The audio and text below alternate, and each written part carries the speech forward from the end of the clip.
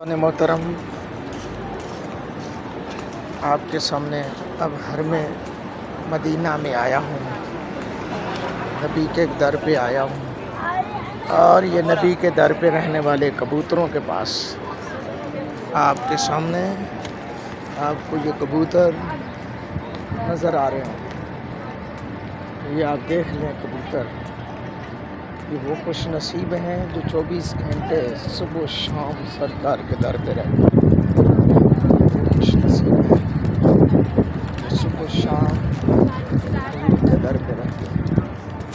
इन कबूतरों के दरमियान बंदा नचीज़ आपके सामने है। ये नबी के दर के वो कबूतर हैं जो दर मुस्तफ़ा पे रहते हैं और हुजूर के दर पे रहने वाले खुशबख्त हैं कबूतर। ये आप देख सकते हैं इन कबूतरों के झुरमुट को। ये देखिए मेरे चारों तरफ कबूतर ही कबूतर हैं।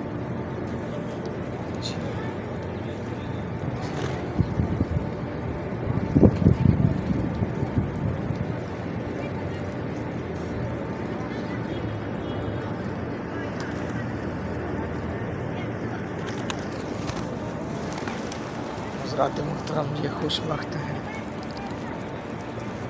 अल्लाह अकबर।